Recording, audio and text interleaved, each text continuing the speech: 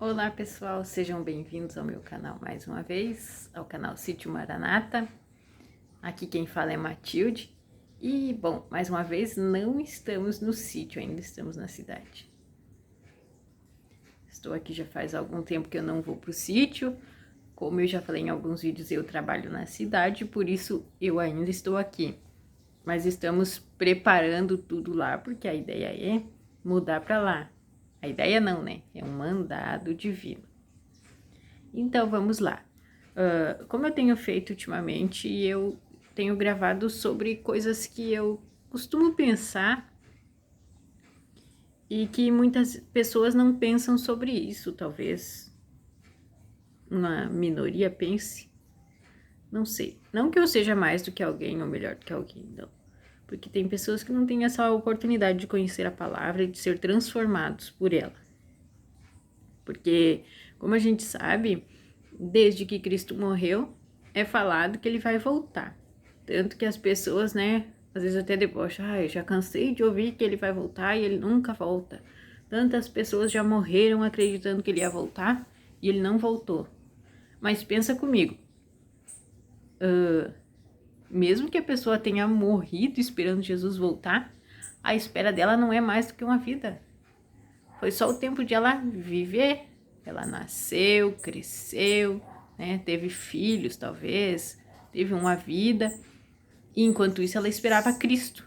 E aí, quando ela morreu, ela descansa, ela dorme. E quando ela acordar, é porque Cristo já está chamando ela. Então, pensando por esse lado, a espera não é tão longa assim, porque ela não está esperando desde os tempos de Adão, não é mesmo? Nem mesmo desde os tempos que Cristo veio. A espera é sempre de uma vida. E para alguns não vai chegar a ser uma vida, porque eu creio não, a palavra diz, melhor dizendo, que alguns não chegarão a morrer, né? Que vão estar vivos quando Cristo voltar. E bem, hoje eu queria falar um pouco mais sobre o porquê da Bíblia, por que acreditar nela. Como a gente falou em um vídeo anterior, ela foi escrita num período de 1.600 anos por 40 autores diferentes, 40 seres humanos diferentes escreveram a Bíblia Sagrada, mas foram inspirados pelo mesmo Espírito. Bom, mesmo tendo sido escrito por 40 pessoas diferentes, 40 autores, como eu disse antes, num período de 1.600 anos, não é pouco, né? É bastante tempo que ela foi sendo escrita, pedacinho por pedacinho por pedacinho, conforme o Espírito Santo mandava, né? Conforme ele inspirava as pessoas, como foi com Moisés, que escreveu o Pentateuco, lá os primeiros 5 livros. Ele foi escrevendo conforme acontecia na vida dele, para ele não era assim como é para nós, né? Para nós parece assim uma coisa tão distante, um livro que foi escrito há tanto tempo e que a gente lê e tal, e pra gente parece tão distante, tão longe, mas para eles que escreveram era durante a vida deles. O Moisés, principalmente, ele foi escrevendo o que acontecia na vida dele, pessoalmente, inspirado pelo Senhor. Tanto que tem coisas lindas, se a gente for ler, né, no início, ali nos primeiros 5 livros, como era lindo quando Deus aparecia, né, para Moisés. Quando Deus apareceu para o povo, eles se assustaram, né, porque foi grandioso, teve trovões, raios, relâmpagos, e o povo se assustou, ficou com medo de morrer, né? Se a gente for ler, for mergulhar mesmo na história, claro que ela é muito interessante pela história em si, mas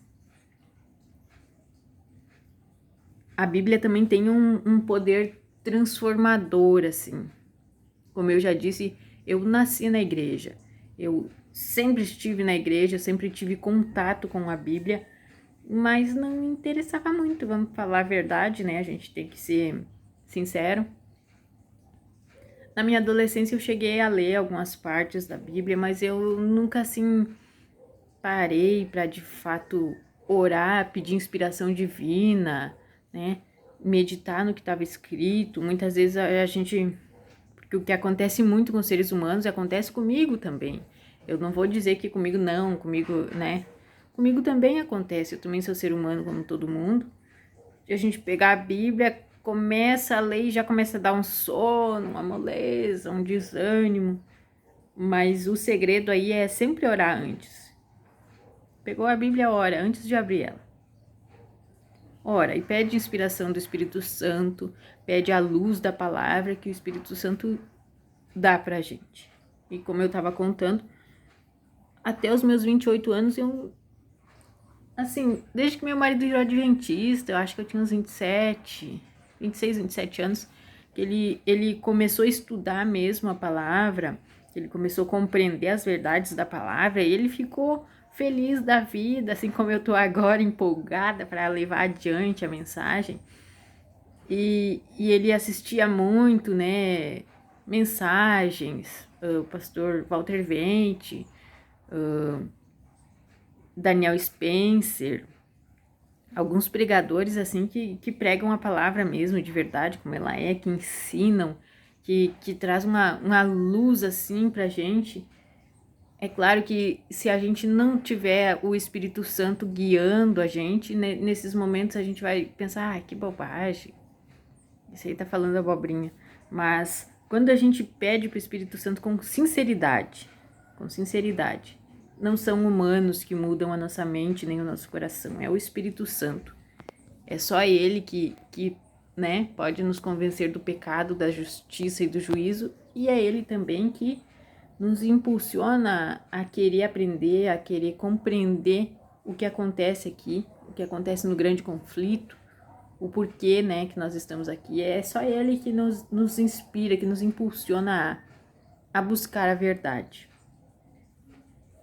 E aí, eu creio que as pessoas orando por mim, né, os irmãos lá da igreja, o meu esposo orava também, mesmo eu tendo, eu ainda estava na igreja, eu seguia na igreja assim, eu era assembleiana, né, minha vida inteira, mas eu não tinha aprendido, digamos que assim, hoje eu não sei tantas coisas, mas antes eu sabia menos ainda da palavra, era só uma pontinha, sabe? Só as histórias que se contam na escolinha dominical, isso eu sabia, mas da palavra mesmo, de fato, pouca coisa. E aí a gente tem um aprendizado diário, né? Tem que estar sempre buscando aprender mais.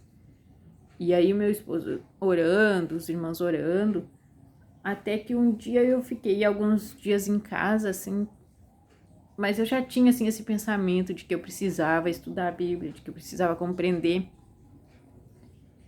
E aí, nesses dias que eu fiquei em casa, acho que foi uma semana que eu estava afastada do trabalho, eu peguei um livro para ler. E o livro se chama Caminho a Cristo. E aí eu comecei a ler. No começo deu aquela preguiça, aquele desânimo. Mas eu persistia e eu orava, eu pedia para o Espírito Santo para, né, trabalhar em mim, no meu caráter, na minha mente. E aí eu comecei a compreender algumas coisas que eu nunca tinha compreendido e eu comecei a sentir vontade, né? Claro que no início a gente não tem vontade de estudar a palavra, de ler, de aprender, de compreender, mas conforme o Espírito Santo vai trabalhando na gente, a gente vai despertando aos pouquinhos. Mesmo assim é uma luta diária, a gente nunca tá 100%, a gente, né, sempre precisa aprender mais, estudar mais, buscar mais, orar constantemente. E aí eu comecei a me apaixonar pela palavra e agora eu sou empolgada e feliz, com a alegria do Espírito Santo, querendo levar aos outros a palavra do Senhor. Bom, eu falei muito em orar, mas eu não orei aqui no vídeo, tá? Antes de iniciar o vídeo eu orei. E seguindo, aí o que nos faz acreditar na Bíblia? Bom, alguns já nascem, né, já crescem acreditando, compreendendo algumas coisas, outras não. Mas eu tenho um versículo aqui para nós lermos, ou melhor, são 2 versículos, que fala em algumas coisas assim que nos faz pensar, pelo menos, né? Se você não acredita, pelo menos vai pensar. Bom, se você tem a sua Bíblia, abra ela em Mateus, capítulo 24. Mateus, capítulo 24. Nós vamos ler os versos 7 e 8. Bom, fala que, como todos sabem, a palavra sempre fala sobre as coisas que aconteceriam no tempo do fim, fala sobre várias coisas, diversos acontecimentos que aconteceram na história, que a palavra já falou antes, né? Os escritores é como se eles tivessem, né, previsto, mas na verdade foram inspirados pelo Espírito Santo. Então eu vou ler aqui Mateus 24, versos 7 e 8. Diz assim: porque se levantará nação contra nação, e reino contra reino, e haverá fome, e pestes, e terremotos em vários lugares. E o versículo 8 diz assim: mas todas essas coisas são o princípio das dores. Bom, então vamos pensar aí. O que ouvimos falar ultimamente sobre se levantar nação contra nação? É uma coisa que está bem recente, né, nos jornais. Eu não assisto muito jornal, por isso eu não sei como tá hoje, mas eu sei que há poucos meses começou uma guerra lá na Ucrânia, Rússia, e todo mundo ficou comovido com isso. Todo mundo ouviu falar, né? Então a palavra já estava escrito que essas coisas aconteceriam. O versículo 6 diz assim: e ouvireis de guerras e rumores de guerra. Guerra e rumores de guerra. A palavra já dizia isso muito tempo atrás, né? Isso em si já quer dizer alguma coisa, né? Isso nos mostra que tem muitas coisas que está escrito na palavra que já foi escrito há muito tempo e agora se cumpre. O versículo 7 diz assim: se levantará nação contra nação e reino contra reino, que é o que já falamos, e haverá fomes. Você sabe aí de algum país que tem fome? Tem muitas pessoas no mundo que passam fome hoje em dia. E você acha mesmo que a terra não é suficiente para plantar alimento para todo esse povo? Eu costumo pensar que, assim como tem corrupção nos governos, tem corrupção em todas as áreas neste mundo, porque este mundo jaz do maligno, como diz a palavra do Senhor. Este mundo já é do maligno, ou melhor, ele tenta de todas as forças que todos os seres humanos passem para o lado dele, né? Como eu já disse também, estamos em um grande conflito e tem dois lados. E a gente tem que escolher um dos lados. E aí a luta do inimigo é que nem que seja na base do sofrimento, todas as pessoas passem para o lado dele. E ele gosta que o ser humano sofra, inclusive fome, né? Se for parar para pensar o tamanho que tem de extensão de terra, de territórios no nosso planeta, eu tenho certeza que a gente conseguiria plantar alimentos para todas essas pessoas. Claro que tem aquele pequeno detalhe do gado que come muito além de um ser humano, né? E aí o ser humano come o gado e aí volta o ciclo vicioso. Mas não estamos aqui para falar sobre isso, né? Só deixando claro, dando a entender que sim, a gente teria condição de alimentar todos os seres humanos da Terra, mas isso não interessa ao inimigo, ele quer que nós soframos, que nós, né? Até porque a palavra também diz que no mundo nós teremos aflições. Nós estamos aqui, né, para passar um tempo de prova, de sofrimento, para nos prepararmos para aquela vida maravilhosa no porvir, que vai ser uma vida eterna, sem tristeza, sem sofrimento, sem choro, sem dor, sem nada de ruim. Só alegria, paz e coisas boas. Uma vida para sempre, sem preocupação com morte. Fomes, pestes e terremotos. Pestes. Passamos por um há pouco tempo. Ou melhor, não sei se já passamos, se ainda estamos nela, mas a cada dia parece uma doença nova. Quando aquela tá passando, aparece outra, né? São as pestes. Terremotos em vários lugares. Isso também a gente ouve, né? Terremotos, tsunamis, furacões, né? Vários acontecimentos aí no mundo que não é normal, não é natural, né? Não é, mas são os sinais do fim dos tempos.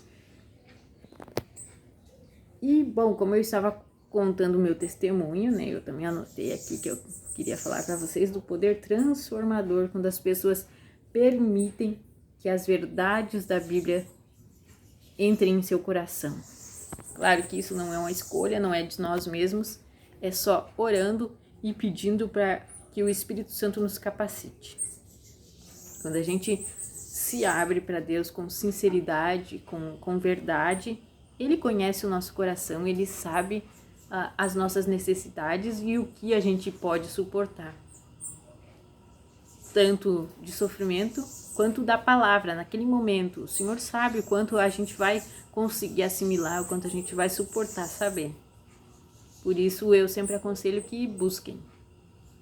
Vocês buscam, oram e peçam para o Senhor que Ele abre a nossa mente, abre o nosso coração, Ele muda o nosso caráter, né?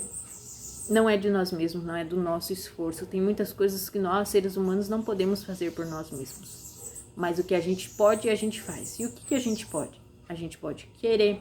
Se a gente quiser compreender a palavra, já é uma boa parte do caminho andado. Se a gente orar, já é mais uma parte. Insistir, pedir para o Espírito Santo. E aí outra é abrir a tua Bíblia, né? Tu vai orar, abre a tua Bíblia e pede para o Senhor. Eu acho que de tudo isso que nós falamos aqui, se a gente fizer, a gente vai ser bem sucedido com a graça e a misericórdia do Senhor Deus, guiados pelo Espírito Santo. Certo, pessoal? Por enquanto era isso que eu tinha para falar. Espero que tenham gostado, que lhes seja útil de alguma forma. Peço que, se gostaram, voltem sempre aqui, comenta aí, dá um like, né, um joinha, para que a gente possa ir levando a mensagem para o máximo de pessoas, que é o que eu tenho pedido para o Espírito Santo. Que através da minha vida, muitas pessoas venham a ser alcançadas pela misericórdia do Senhor e não para me gloriar. Ok, pessoal? Por enquanto era isso. Até o próximo vídeo. Tchau!